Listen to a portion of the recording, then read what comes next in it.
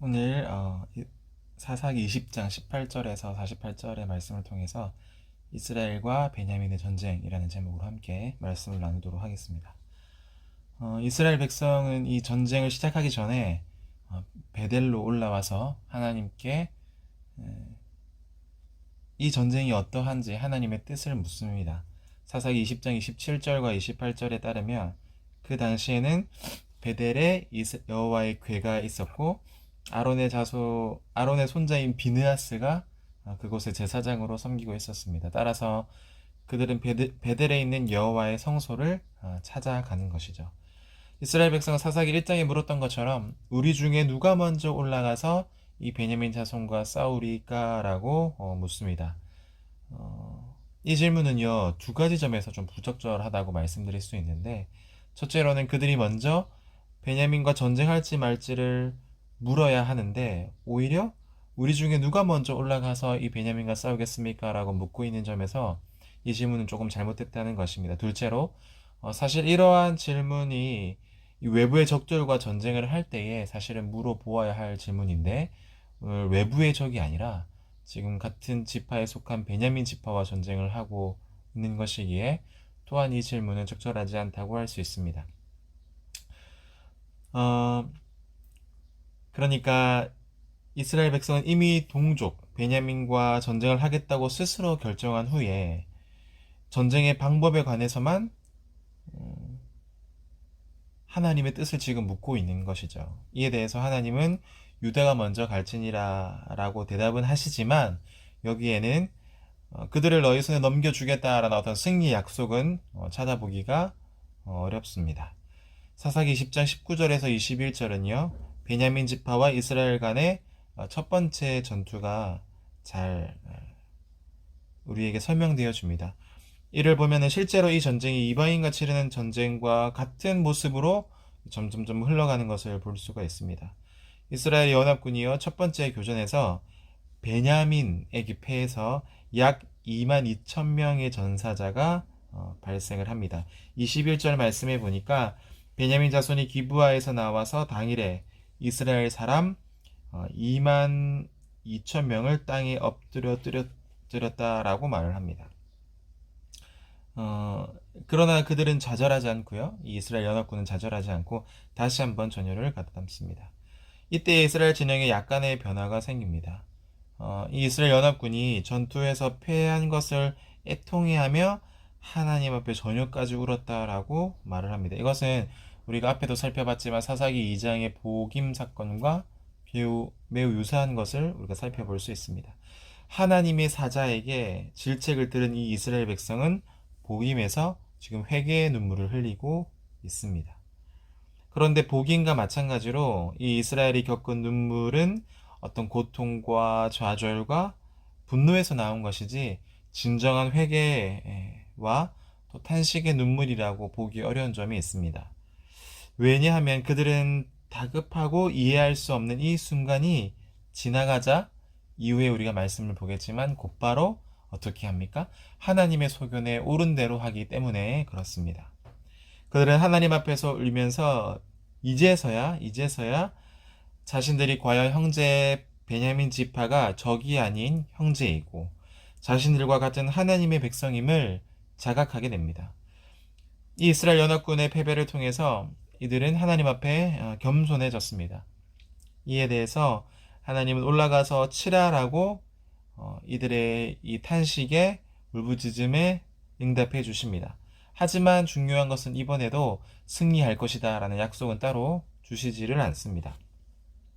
이튿날에 그들은 다시 베냐민을 치러 갑니다. 하지만 직전에 이 패배 때문에 그런진 몰라도 조금은 소극적인 모습으로 이 전투에 임합니다. 치러 나가다 라는 이 말은 기본적으로 가까이 가다 라는 뜻이 있습니다. 처음에는 적극적으로 용감하게 싸움했는데 두 번째는 용감하게 이 싸움에 임했다라기보다는 조금 적과의 거리를 좁히면서 조심스럽게 접근했다라는 것을 우리가 알게 됩니다. 첫 번째 전투에서 패한 그들이 베냐민 지파에 대한 두려움이 생겼던 것 같습니다. 반면에 베냐민 사람들은 어떻게 되겠습니까? 이스라엘 연합군이 그렇게 많았음에도 불구하고 그들은 아주 소수의 정예 멤버로 전쟁에서 승리를 했습니다. 그리고 이번에도 이 베냐민 사람들은 똑같은 모습으로 용맹스럽게 전투에 임했습니다. 그리고 이번에는 이스라엘 연합군의 대패를 경험합니다. 이스라엘 자손 중에 이 칼을 빼는 자 18,000명이 죽었다라고 말하고, 여기서 칼을 빼는 자는 당연히 무장한 자를 말하겠죠. 숫자상으로는 22,000명. 그러니까 이 4,000명이 조금 적은 숫자이긴 하지만 이 전쟁에 익숙한 무장의 군인이 죽었다라는 것에서 이스라엘 백성들 연합군은 매우 큰 손실을 입었다라고 할 수 있습니다. 반면에 베냐민의 전투력, 베냐민의 이 군사들은 거의 감소하지 않습니다. 이렇게 두 번째 전투에서도 이스라엘 연합군은 이 베냐민 지파에게 패하게 됩니다. 왜 그들은 두 번의 패배를 맛보아야 했을까? 그 이유는 이 전쟁이 어쩌면 베냐민 지파와 이스라엘 연합군 양측 모두에 대한 하나님의 심판이기 때문에 그러한 것처럼 보입니다. 비록 베냐민 지파가 잘못했다 할지라도 그 역시 하나님의 백성이기 때문에 이 양자가 싸울지 말지는 누가 결정하셔야 했습니까? 바로 하나님께서 결정하셨어야 할 문제라는 것입니다. 하지만 그들은 전쟁을 어떤 기정사실처럼 이렇게 탁 못 받고 꼭 해야 되는 것처럼 못 받고 하나님께 묻습니다. 그러니까 이렇게 하겠습니다라고 못 받고 하나님 이렇게 정했으니까 난 이거 이루어 주셔야지만 됩니다라고 지금 말하고 있는 것과도 같습니다. 이 무장한 군인이 죽었다는 것은요, 이 전략적인 면에서 굉장히 큰 손실입니다. 반면에 이 베냐민의 전투력은 전혀 감소하지를 않았습니다. 이렇게 두 번째 전투에서도 이스라엘 연합군은 베냐민에게 패배했고요. 이렇게 두 번째 패배를 통해서 하나님께서는 이스라엘에게 무엇을 말씀하려고 하시는 걸까요? 또다시금 경각심을 불러일으키게 합니다. 즉 이스라엘의 이 연합군의 연이은 패배는 이스라엘의 이 불신앙, 이 사사기 전체를 통해서 큰 대주자처럼 보여지는 이 이스라엘의 하나님에 대한 불신앙, 이것에 대한 바로 하나님의 심판이라고 볼 수가 있습니다. 여기서 또 한 가지 생각해 볼 수 있는 주제는요, 전쟁의 결과는 하나님의 어떤 사람의 수에 달려 있지 않고 오직 하나님의 뜻에 달려 있는 것을 우리가 알 수 있습니다. 왜냐하면 베냐민의 이 군대는요, 상대의 이스라엘 연합군의 한 20분의 1 정도밖에 되지를 않습니다. 20대 1이라고 봐도 무방하죠. 이 전쟁의 승패는요, 오직 여호와 하나님의 뜻에 따라 결정될 뿐입니다. 그래서 다수인 이스라엘의 군대가 이 소수인 베냐민 군대에게 패하게 되는 겁니다. 두 번째 패배를 통해서 이런 교훈을 깨달은 이스라엘 백성은 하나님 앞에 다시 모이게 되고요, 울면서 금식하는 가운데 번제와 화목제로 여호와 하나님께 드립니다. 이것은 그들의 신앙이 이전보다는 조금 더 진일보했다, 조금 더 성숙했다라는 것을 보여주는 장면입니다. 왜냐하면 구약에서 이 금식은 회개의 모습이기 때문에 그렇습니다. 또는 이 번제는 죄에 대한 속죄의 제사이고 화목제는 하나님과의 교제를 회복하기 위한 제사이기 때문에 더욱 그렇습니다. 그러므로 이번에 이 금식과 번제와 화목제는 하나님과의 관계를 회복하기 위한 행동들이었다라고 볼 수 있고, 우리가 하나님께 진정으로 돌이키는 방법은 오직 회개뿐이다라는 것을 하나님께서 우리에게 이 사건을 통해서 알려주고 계시는 겁니다. 이에 관해서 사사기 저자는 20장 27절과 28절 상반절에서 언약궤와 아론의 후손인 대제사장 비느하스에 대해서 말하면서 그들의 금식과 제사가 올바르다는 것을 또한 말해주고 있습니다. 이렇게 이스라엘이 회개하고 하나님과의 올바른 관계를 갖추고 난 이후에야 비로소 하나님은 베냐민과의 전쟁에서 승리를 주시겠다라고 그제서야 말씀을 하십니다. 이스라엘 백성은 다시 하나님께 형제 베냐민과 전쟁을 해야 하는지 또 말아야 하는지를 묻습니다. 그들의 질문이 가면 갈수록 길어지는 것은요, 이것은 이스라엘 백성이 하나님 앞에서 점점점 더 겸손해지고 있다라는 것을 의미하고 있습니다. 하나님께 승리 약속을 받은 이 이스라엘의 연합군은요, 전날과는 다른 방법을 구사합니다. 이전에 구사했던 이 전면전은요, 성을 끼고 전투하는 어쩌면 베냐민에게 굉장히 유리한 전술이었습니다. 그런데요, 이번에는 매복 전법을 사용합니다. 그들은 먼저 군사의 일부를 따로 숨기고 전날처럼 전열을 갖추어서 기부하러 갑니다. 이에 베냐민 자손이 맞서 나왔는데 이 사사기 저자는 이 베냐민이 이스라엘 연합군의 꾀임에 빠졌다라고 말을 합니다. 31절 말씀해 보니까 베냐민 자손이 나와서 백성을 맞더니 꾀임에 빠져 성읍을 떠났더라.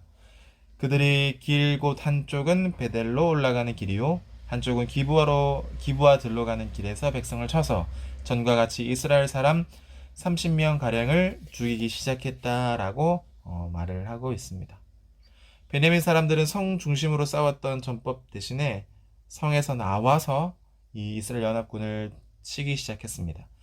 또 이 베냐민 지파들은 군인들은 기선을 잡고요. 또다시 아마 승리할 것이라고 생각했던 것 같아요. 하지만 이것은요, 이스라엘 연합군의 꾀에 속아 넘어간 것입니다. 사사기 저자는 이스라엘 군대의 속마음을 우리에게 알려줍니다. 이 이스라엘 연합군은 베냐민을 성으로 끌어들이기 위해서 지는 척하면서 거짓으로 도망하죠. 베냐민의 군대가 큰 길로 나오자 이 도망하는 자들이 뒤로 돌아서 전열을 가다듬습니다. 그리고 맞서기 시작합니다. 동시에 그 양쪽에서 매복하고 있던 이스라엘 군대가 모두 일어나서 이 베냐민을 막아섭니다.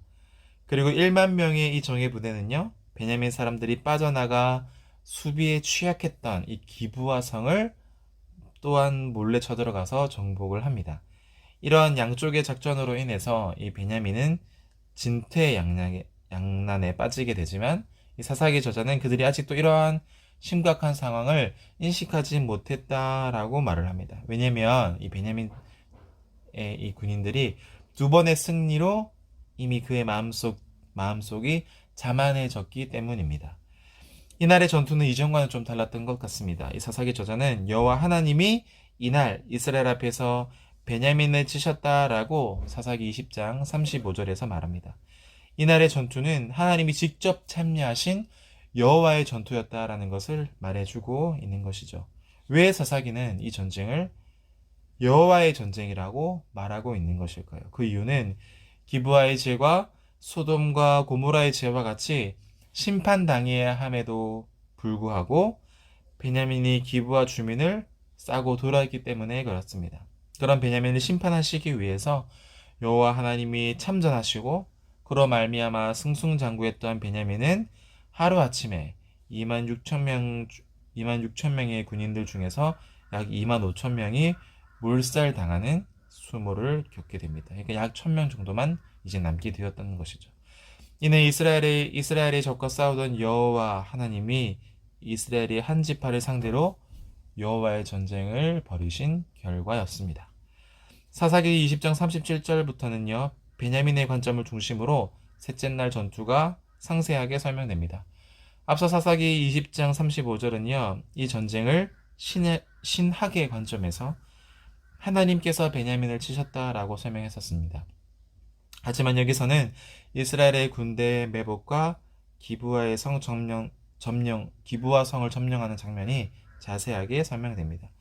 이 세 번째 전투에서 베냐민 지파는요, 자신들이 이기는 줄 알고 성읍을 나와서 이스라엘을 치려 했지만 틈을 노리고 있던 이스라엘 사람들이 이 베냐민 사람들이 성을 비우는 순간에 그 성을 차지해서 기브아 성을 함락시킵니다. 성읍이 불이 붙어서요, 큰 용기가 솟구치는 것은요, 이 성이 점령되었다라는 것을 보여주는 것이죠. 그리고 베냐민 사람들은 앞에서 전열을 갖추었던 이스라엘 군대가 그들의 성에서 멀리 떨어진 곳으로 유인하기 위해서 일부러 후퇴하고 그 와중에 이스라엘의 군인 30여 명이 죽자 이 베냐민은 승리를 확신합니다. 이렇게 그들이 자만에 빠지는 순간에 기브아 성을 함락시키는 연기가 피어오르게 되는 것이죠. 베냐민 자손이 그 연기가 무엇을 의미하는지 알아차리기도 전에 도망하던 이스라엘 군대는 이 베냐민을 공격하기 위해서 뒤돌아섭니다. 그제서야 자신들이 성읍을 빼앗기고 덫에 걸렸다는 사실을 뒤늦게 알게 됩니다.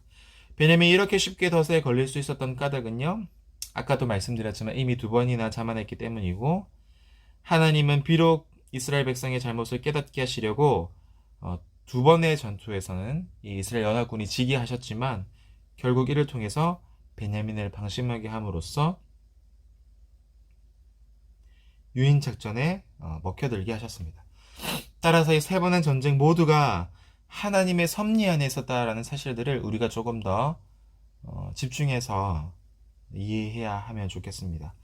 덫에 걸린 이 베냐민은요, 광야길로 도망하려고 했지만 그들과 맞붙었던 이스라엘 군대와 성읍을 점령하고 나온 군대가 퇴로를 막아서서 이제 이 베냐민 군대를 완전히 포위를 합니다. 이스라엘 군대는 도망치는 베냐민 자손을 쉬지 않고 추격해서 기브와 앞에 있는 해 뜨는 곳까지 따라갔다라고 말하고, 이스라엘의 이 자손의 맹렬한 추격으로 인해서 베냐민 자손은 엄청난 피해를 봅니다. 이때 죽은 자가 18,000명, 총 병력이 한 26,000명 되었다는 것을 생각하면 약 한 8,000명만 남고 모두 죽게 되었다는 것을 말해줍니다. 사사기 20장 43절에서는 쉬는 곳이라고 말하는데 이것은 일반적으로 쉴 곳이라고 해석되고, 또는 반대로 생각하면 쉼 없는 곳이다 라는 뜻도 동시에 가지고 있습니다. 20장 43절에 그들이 쉬지 않고 추적해서 기브와 앞 해 뜨는 곳까지 진군하며 짓밟았다라고 말할 수 있는 것인데, 이스라엘 군대의 이 맹렬한 추격을 강조하는 표현입니다. 이번 전쟁은 분명히 여호와의 전쟁이었지만 어떤 초자연적인 힘이 아니라 이스라엘의 전술과 베냐민의 착각이 그 수단이 되었습니다. 바로 그것이 하나님의 수단이었습니다. 이것은 마치 여호수아에 기록된 아이성의 전투와도 매우 유사해 보입니다. 그래서 이 사사기 저자는 베냐민이 꼬임에 빠졌다라는 표현을 통해서 여호와 하나님이 이 전쟁에 참여하고 계시다라는 사실들을 우리에게 알려주고 있고요. 전쟁은 하나님의 관점에서, 인간의 관점에서 모두 보여주는 것으로서 인간의 눈으로 보면 전략이 좋았다라고 생각할 수 있지만, 신앙의 관점에서 보면 하나님께서 싸워주시는 사실이 분명하다라는 것을 우리가 알 수 있습니다. 우리가 살아가는 것도 사실은 인간의 관점에서 볼 때엔 우리의 힘과 노력과 경험과 지혜로 살아가는 것 같지만, 신앙의 눈으로 보면 우리 뒤에 계신 하나님께서 역사하시고 하나님께서 그 일을 행하신다, 하나님의 힘이 우리와 함께 하신다라는 것을 우리가 깨닫게 되어집니다. 이렇게 사사기 20장 45절과 48절은 이어서 이 전쟁이 어떻게 마무리되어지는지를 우리에게 보여줍니다. 이스라엘 군대는 림몬바에로 도망가려는 이 잔당을 쫓아가서 또 더 2,000명을 죽입니다. 이로써 살아남은 베냐민 사람 8,000명 중에서 7,000명이 죽게 되었고요. 사사기 20장 45절은요. 이스라엘 군대가 5,000명을 이삭 줍듯 하였다라고 표현하는데, 이것은 싸울 힘이 전혀 남지 않은 이 패잔병들을 손쉽게 죽였다라는 말입니다. 싸울 힘도 없이 도망가는 동족들을 이렇게까지 하는 모습은 계속 우리가 사사기에서 살펴보듯이 좀 지나쳐 보입니다. 이스라엘의 연합군은 베냐민에게 항복을 받아내서 끝내지 않고 어쩌면 이 동족을 진멸하려고 하는 것처럼 보이기 때문에 그렇습니다. 결국 이런 사륙의 현장에 살아남은 베냐민 사람은 26,000명 중에서 약 600명 정도입니다. 그들이 림몬바에로 도망쳐서 여기서 한 넉 달을 보내게 됩니다. 이스라엘 백성은 이 기브아의 성을 정복하고 베냐민 군사를 몰살시키는데 그치지 않고 베냐민 지역에 있는 성읍들을 전부 불로 태우고 짐승들과 사람들까지 모두 죽여버립니다. 이때 죽은 사람들은요, 어떤 전투의 능력이 없는 노인과 여자들과 아이들이었습니다. 사사기 저자는요, 이 이스라엘 백성이 적극적으로 찾아다니면서 사람들을 죽이고 성읍을 파겠다라고 말을 합니다. 이 베냐민 지파 전체를 진멸하려는 듯한 행동을 하고 있다라고 지금 사사기 저자가 고발하고 있는 것이죠. 사실은 이 베냐민 지파는 전멸의 대상이 아니라 동족임에도 불구하고 여리고성이나 가나안 땅을 대하는 것처럼, 꼭 이방인을 대하는 것처럼 잔인하게 정복을 합니다. 이것은 이스라엘 연합군의 복수는 분명히 지나치다고 볼 수 있는 장면이기도 합니다. 결국 이 전쟁에서도요, 이스라엘 백성은 적당한 선에서 멈추지를 못하고 동족에게 지나친 폭력과 학살을 자행하는 어리석은 모습이 여실히 드러납니다. 이를 보면 이스라엘 자손이 비록 회개하고 하나님의 심판의 도구로 사용되기는 했지만 그들은 여전히 하나님께로 돌이키지 못하고 자기 소견에 옳은 대로 하는 습관을 버리지 못했다는 것을 우리가 알게 됩니다. 하나님은 이 전쟁을 통해서 이스라엘 자손과 베냐민 지파 모두를 정죄하고 그들이 온전히 회개함으로 주님 앞에 돌아오기를 바랬던 것 같은데 그들은 이 이스라엘 지파와 이스라엘 군인들과 또 이스라엘 연합군은요, 하나님의 이러한 처벌에도 불구하고 여전히 자기의 생각을 따르고 있을 뿐입니다. 이것은 우리도 마찬가지입니다. 한두 번의 기적적인 체험 또는 좋은 어떤 일상의 삶들을 경험한다고 하여도 우리가 하나님께 온전히 돌이키기는 쉽지가 않습니다. 오히려 하나님의 말씀을 바로 알고 우리와 우리 자신의 생각들이 아니라 하나님의 생각대로 살기 위해서 끊임없이 훈련하고 노력하는 것이 얼마나 중요한지를 오늘 본문이 말씀해 줍니다.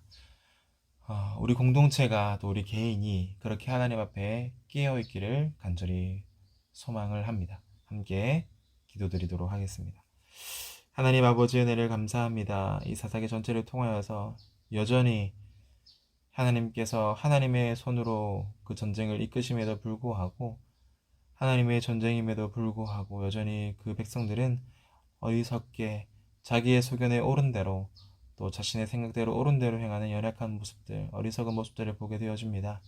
하나님, 우리 또한 우리 속에 그러한 어리석음과 또 우리의 소견에 옳은 대로 행하는 것이 없는지를 우리 자신들을 잘 돌아보아 살피게 하여 주시고 하나님 할 수만 있다면 깨어서 우리의 생각과 자신의 생각이 아니라 하나님의 생각대로 살아가기 위해서 열심히 애쓰고 또 노력하고 훈련하는 그런 귀한 주의 청년들이 되어줄 수 있도록 하나님께서 역사하여 주시고 나의 힘으로 되지 않사오니 오직 성령의 능력으로 마땅히 행할 바를 우리가 행하게 하셔서 하나님이 보시기에 합당한 그런 모습으로 우리 한 사람 한 사람이 우리 공동체로서 온전히 세워질 수 있도록 주께서 역사하여 주시옵소서.